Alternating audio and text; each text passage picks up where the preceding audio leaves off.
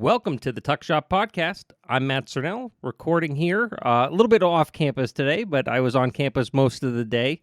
Where if you have ever spent a spring here at lovely UPJ, you know the pollen has now. It's the time of the year, the 3 weeks where pollen decides just we hate you, and it has to be everywhere for you.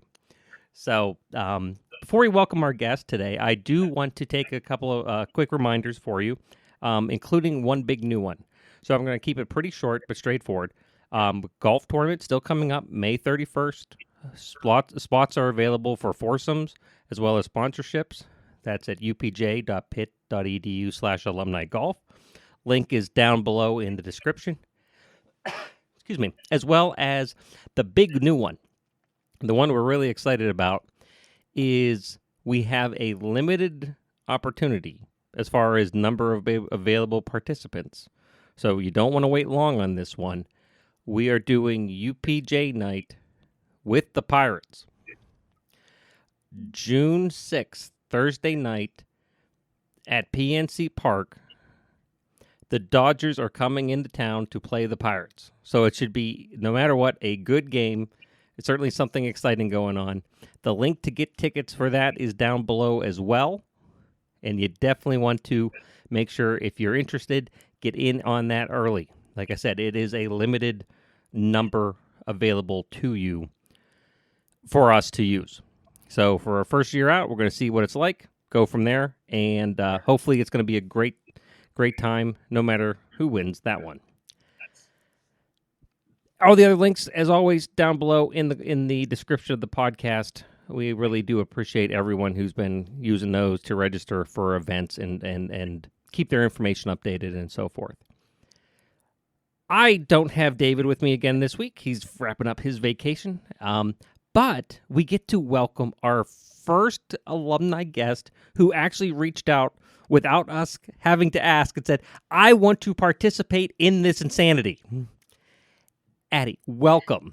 I'm not going to try your last name before you do it. Well, hello. I love the introduction. And yes, I 1000% reached out and asked to be on. My last name is Georgantzis. It's Greek. My husband is Greek. When I was at UPJ, I was Addi Waters, which is much easier. Okay. When were you here on campus? I was there from 2010 to 2015. And what did you study? So my first year, I studied biochem, thinking I was going to go to pharmacy school. And then I switched my major to nursing and graduated in 2015 with my bachelor's in nursing. What drew you to eventually to nursing? So my mom's a nurse, so that definitely, played a major factor. But I will be 100% honest. When I saw as pre-pharmacy requisites, I had to take history and economics. I said, no, that is not my strong suit at all. So then I switched to nursing. I applied and got accepted, which was amazing. And that was, I'm trying to think of the timeline of structures. 2015 would have been before the new nursing building, or right about the time it was coming online. Yeah, so I started up in Blackington, in that little hallway. And then in 2014, that building opened.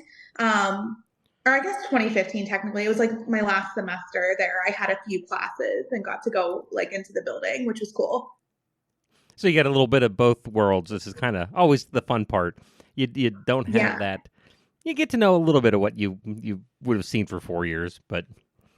Yeah. Nice. I was the third class to graduate, so it was still a newer program when I was there, but honestly, I loved it. They would say, oh, we're still working out the kinks, but truthfully, I really loved my time in the nursing program. It was really great. And anyone stand out in particular, or just people in general? So, Dr. Dranak, who's still there, she's amazing. Mm-hmm. She was really, really great. Dr. Katransha was there for a while.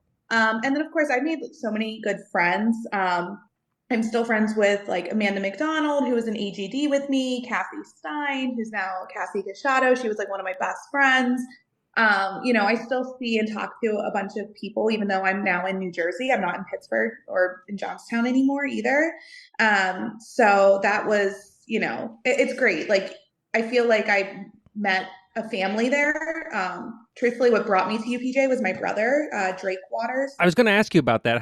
What led you? Were you local and said I wanted to go to UPJ? Were you from out to where you are now and said, "Hey, this is pulling me there"? How did you end up here at UPJ originally?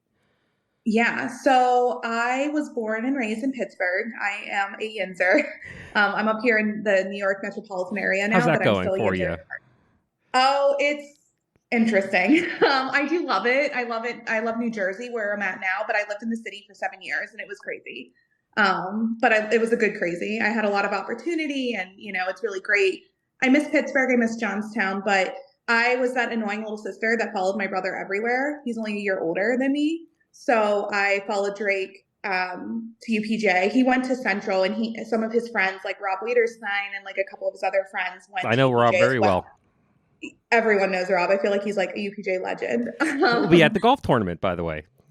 Oh, that's great. Yeah, the alumni event. I know too. Like my birthday's right around homecoming, so every year I always loved like homecoming because I'm like, oh, it's like a big party for me, but it's not. I don't know. It's just funny. So you But followed your yeah, brother here to UPJ. yeah, yeah. So because we went to high school together, and then I was like, all right, well, I'm going to annoy you and go to college with you. And he graduated in 2014. In Or what? no, 2013 actually. In what? So he had a bachelor's in like political science, Okay. and now he is has his MHA. He got that from Pitt after, and he's now like a healthcare administrator. He basically runs a neurology like practice. Oh wow. He's a boss. Yeah, he's literally a boss. But you So beat him. it's You beat him to the podcast. yes, I did. And honestly, I didn't even tell him yet that I'm doing it. I can't wait. I beg to be on here because I think this is amazing that, this is like connecting alumni. I listened to a few episodes. I listened to Carrie Law's episode, which hers was like awesome. I love her. That'd be about the right Um, time frame. You probably had bumped through. Met Carrie at some point. oh yeah, yeah. Cause she also knew my brother and she was an RA. So she wasn't my RA, but I knew like of her from that. When you think about that time, all those different experiences and people, do you ever think like, oh, yeah, I don't even want to say the different program, but what from outside of the academic side was like, man, that was the best thing. I love doing that. I'd go back today if I could do that again with, whether it's a sporting event, a dorm event, something on campus, just hanging out. What was that event that stood out? Something that stood out that says, boy, I'd do that again in a minute. Student ambassador, hands down. Helping the freshmen move in was so much fun and like getting to know them and like showing them what I loved about campus and I loved about UPJ and like, like go here for this and this is who you would talk to for that. You know what I mean? Like just getting to know everyone. UPJ, it truly did feel like a family. It didn't matter like what year, if you were a freshman or a senior, like everyone knew everyone, sometimes for better or for worse, but usually for better. But I loved being a student ambassador. That was great. Freshman Move-In Day is an amazing event. And if anyone who's never got a chance to participate and you listen to this show, please do. As an ambassador, as somebody who helps, as an alumni who volunteers to come back, it is amazing. The just the sheer and back me up, Addi, on this one. The sheer range of emotions from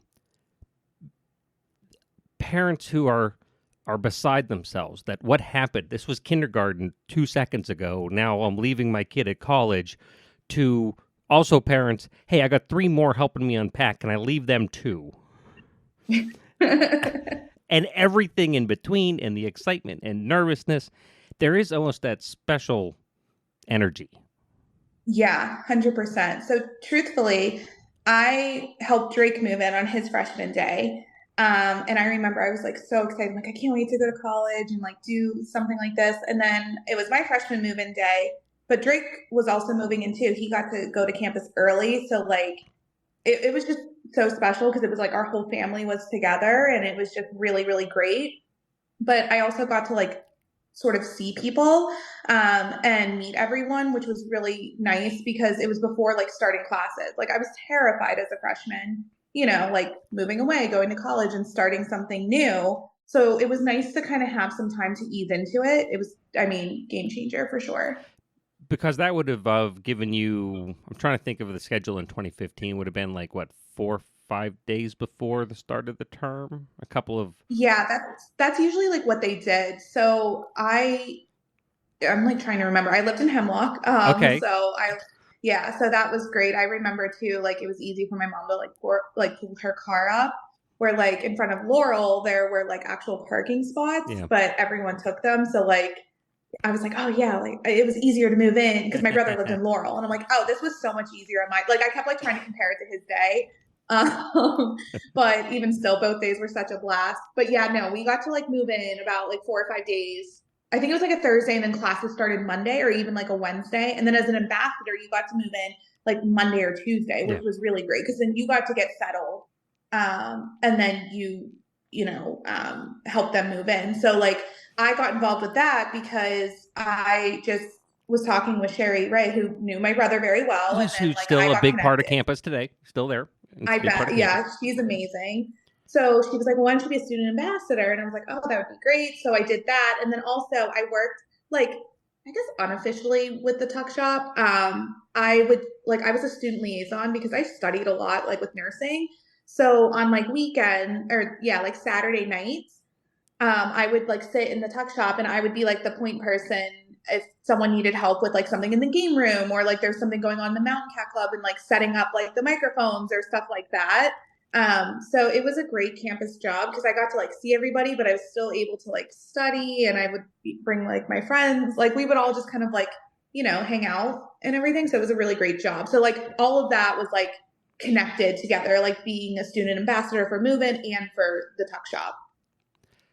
I'm trying to think of what has changed since 2015 for there. Yeah. The the the Mountain Cat Club, I think, is now the pit stop. Is now the pizza pit, pizza ovens and Oh, stuff. But the game room's still there, and that's exciting. The esports is would probably be new since you were there. The whole yeah. esports setup. But again, just a really neat thing to be able to pull all those people together, and that have been nice to get that, especially that knowing people cross discipline. We are Hmm. very, and it's not a negative thing when I say siloed, because that can be a negative connotation a lot. But you get very Yeah. close to the people in nursing. Oh, I got 100%. very close to people in my geography department. I see it with business, teaching my business courses, and it just that is a neat spot you got to sit in that gave you a range of everybody. Yeah. 100%. It was nice to like see other people because, especially with nursing, once you get into like the end of your sophomore year of nursing school and then into the junior and senior, like you're in clinicals, you really are just with your nursing group. And then once we moved to the nursing building, we were even more like secluded. She's still my best friend, Bridget Deasy. She was a computer science major. So we would meet up in Blackington because that's when I had my classes and like, we would go to lunch together or something. And then once I moved to the nursing building, it was a lot harder to coordinate, which you wouldn't think it would be, but it definitely was. So just like that was one thing I did miss about when we like moved the nursing to from Blackington down to the nursing building. It was Hmm. amazing and a beautiful building, but like I did miss seeing like other people other than my fellow nursing classmates. But all the more reason that I would just kind of put myself out there more because I would sometimes get lost in studying and everything. So it was good. It was good to like put myself out there and socialize more. You mentioned it a little bit with clinical. I've been very lucky to work with folks like Dawn and the folks in respiratory care on this kind of project and a bunch of other projects and so forth. Yeah. And I have a very intimate knowledge now of the medical issues after my last year and a half or 2 years. But what's that process different? You because the nursing program does do a little different from the standpoint of you're not doing 4 years of sitting in the classroom or even a lab here or there. You actually it in a lot of ways almost mirrors or reflects more of a education program where you actually are Mhm. out. What's that process like? What is that? What did that do for you? What was that like experiencing? Yeah. So I will say hands down, UPJ's like clinical situation, there were some things I saw in nursing school that I never saw again, even in my career. So basically, what it is like the second semester of your sophomore year. Now, the program may have changed a little bit since I was there, Sure. but roughly, most nursing programs, what they do is they get your feet wet starting you in clinical. So you have an instructor who takes you to, well, you drive yourself, you go, but to like the hospital and you get a patient and you're their nurse, you're teamed up with the nurse that's actually taking care of them for the day. So you're essentially the student nurse with them, but you do physical assessment. It's all very hands-on teaching. So even though we have a beautiful like simulation lab and everything, it's so different with a real person. And it really was, I mean, I honestly can say I've been very fortunate in my career. I've had a lot of opportunities and I am very lucky I am where I am today, but I wouldn't have been there without my PIT degree. So brief background, I am actually a nurse practitioner now, which you need at least a master's degree. And I got into my program because they saw Pitt on my resume, and the president at the time was a Pitt alumni, and they were so excited to see someone from Pitt. So that, and it was a very, New York City is very competitive with like everything in Hmm. general, whether it's a seat on the subway or getting into grad school. So So you I did was your very grad grateful for that. school out east Yeah, so New compared to York campus. City. So yeah, I graduated in 2020 in the height of the pandemic, which I was like a COVID nurse on the floor, what they saw in the media, like that's what I did Oh, hands wow. on. Yeah, which was, I could talk about that all day. And then I'm now studying for my doctorate at University of Pennsylvania. I graduate in next May. And again, Pitt degree, you know what I mean? Like it's amazing the name and, what UPJ prepared me for. So back to your question about the clinical, sorry, I got a little off track there, No, but it's good. you basically got real life experience. So when I was a nurse, by the time I graduated and started practicing, I was not as nervous because I felt prepared for my boards. I passed on the first try, which was huge for, that was a big thing that they wanted to make sure was done. And then I felt, I mean, I was still scared at my first job, like taking care of my first patient. I was like shaking going into the room, but like I didn't feel as like overwhelmed as I think I probably would have been. The support and education, I mean, it's just, I couldn't have asked for a better experience. That has to be very rewarding to be able to continue that, and both not just rewarding but also stressful. Having I can't imagine having worked at the same time I did my master's. Mm-hmm. There's stress. It wasn't during a global pandemic, Yeah. so that is very impressive from the standpoint of having to deal with all those different pieces and still get out of that program successfully. Yeah. I'll never forget. So I always worked in bone marrow transplant for most of my career, which is people with a blood cancer. Hmm. We give them a lot of chemo and radiation, and then they need to get stem cells to rebuild their marrow because basically it's like, an organ transplant, they, take an organ out and put a new one in. It's like we take your blood away and then we give it back to I've been you. there. Yeah, it's very, it's intense. And I remember March 17th was St. Patrick's Day of 2020. That was my last transplant I did. And the next day we turned into a COVID unit for months. And we just thought, oh, it's a couple weeks. We were all empowered. We were so excited. And then it like reality sunk in. I mean, I have videos of driving through Times Square and not a single person was there except for like my car, like as I'm like taking a video. Wow.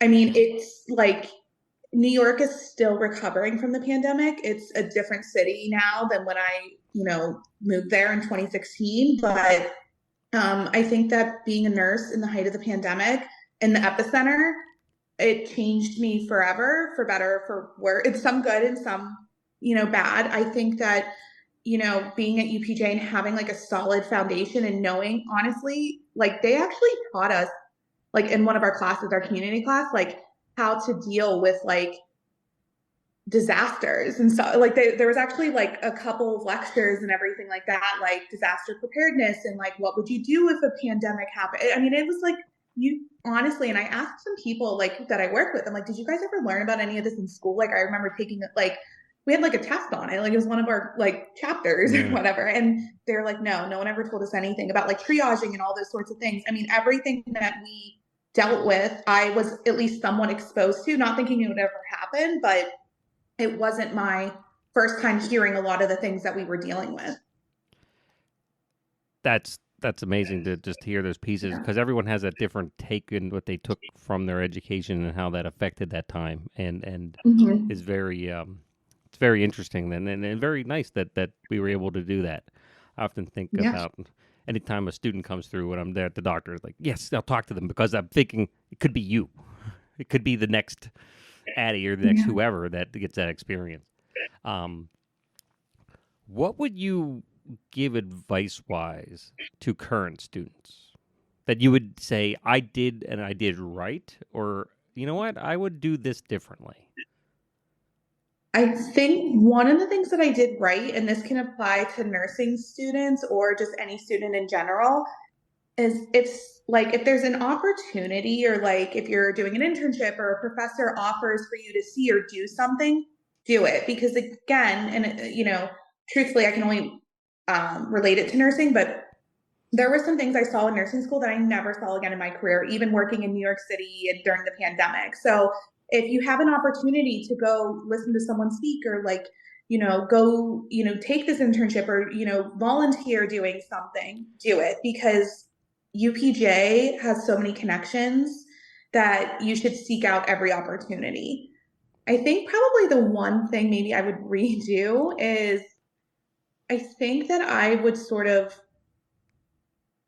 I don't know. I honestly had a pretty good experience. I think maybe I took it for granted, like how connected I was to people and like to our community there. And I think that you know, I think I would just like maybe be a little more like grateful for that. I felt like when I left, I was just kind of like, oh wow, I'm not coming back again for like next semester. Like I'm done, and that's when it hit me a little bit harder. Like that definitely was really, really hard to kind of like let go. So I think I would have like tried to like mentally prepare myself for that a little more.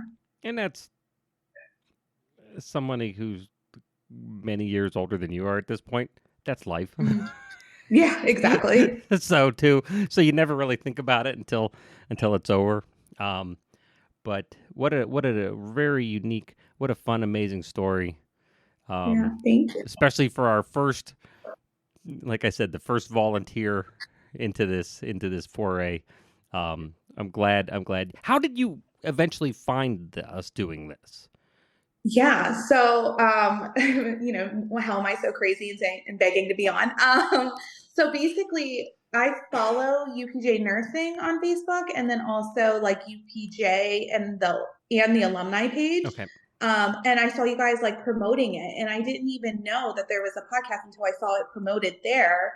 And then I checked, and you guys were on Spotify, and I have like my Spotify membership, and I listened. I was like, this is amazing. And then I was like, I have to ask to be on, which I'm like, usually you shouldn't do that, but I'm like, I don't care. Like, this is just so cool. No, we're very glad you did, and I encourage anyone who would like to send out the email. Again, that'll be in my email, and David's will be in the description down below. But no, we're glad, and I always like to kind of hear how people found us, Yeah. because I see the numbers and I kind of know what that means, and but at the same time, it's kind of cool that you found us, and Yeah. I'm You guys have gone viral. one. All right, that's hey, you know what? As we clearly established, you have a very fine degree in nursing from UPJ. If anyone Yeah. can declare it viral, it can be you. It won't be the geographer. Addi, Yeah. thank you. I mean, Oh, go ahead. yeah, this was just great. Oh, yeah. No, no, no. I just wanted to say thank you again for having me on. I mean, I'm just so grateful for my education there. And I hope that people listen to this and are, inspired to, whether it's, declare a major or just stick it out at UPJ, those sorts of things. And anytime anyone ever wants to chat, I'm always happy, they can reach out to me. So Thank you so much for volunteering. And just so everyone who will listen to this live will already know when it comes out, but you'll know mhm. early Wednesday morning. It'll be out early. By the time you wake up, you can hit your brother up and say, beat you this one. I know. He's probably going to want to be on now too. You know, we still have the little sibling rivalry, but I do have to say that we're very close, and you know, Drake's great. So shout out to Drake. Thank you so much again, Annie, for coming and spending some time with us. Thank you for having me. The Tuck Shop podcast is recorded live on the University of Pittsburgh at Johnstown campus. Update your contact information with us by visiting johnstown.pitt.edu/alumni. Connect with us online via Facebook and LinkedIn, or consider donating to the university at that's giveto.pitt.edu/giveupj.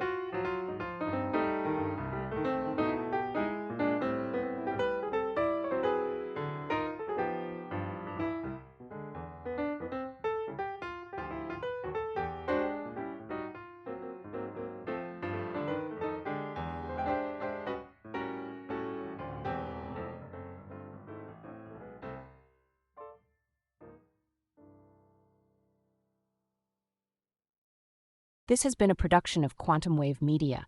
Views expressed do not necessarily reflect the opinion of the University of Pittsburgh at Johnstown.